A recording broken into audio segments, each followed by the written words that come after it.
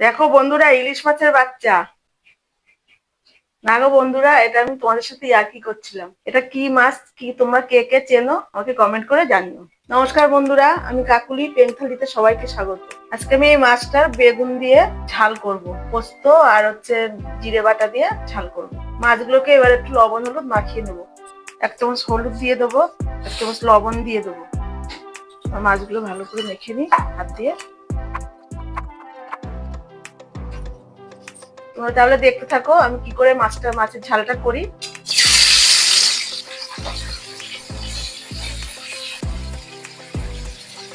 দেখো বন্ধুরা, মাছগুলো সব ভাজা হয়ে গেছে, এবার তুলে নেবো।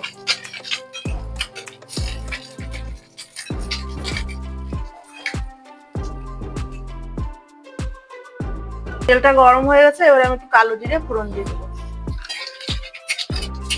এই যে বেগুনগুলো আমি এরকম লম্বা লম্বা করে কেটে নিয়েছি, এগুলো এবার ভেজে নেব।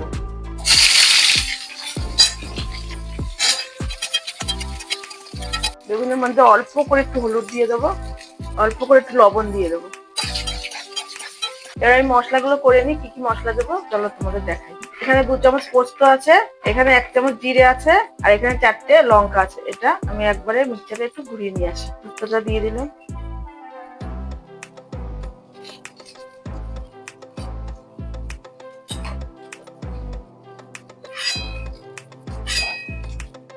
এবার আমি টমেটোটা কুচিয়ে রেখেছিলাম, সেটা তেলের মধ্যে দিয়ে দেবো।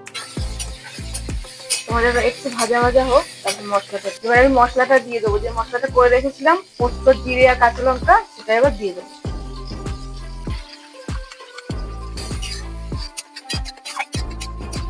1 চামচ হলুদ দিয়ে দেবো, আর স্বাদ মতো লবণ দিয়ে দেবো। অল্প করে একটু চিনি দিয়ে দেবো। মশলাটা কষানো হয়ে গেছে, এবার আমি জল দিয়ে দেবো। জলটা বেশি দেবো না, অল্পই দেবো। ঝোলটা ফুটে উঠেছে, এবার আমি বেগুন আর মাছগুলো সব দিয়ে দেবো একসাথে। আমি বেগুনগুলো দিয়ে দিই, এবার মাছগুলো দিয়ে দিলাম। দুটো 3টে লঙ্কা চিড়ে রেখেছিলাম, সেগুলো দিয়ে দেবো।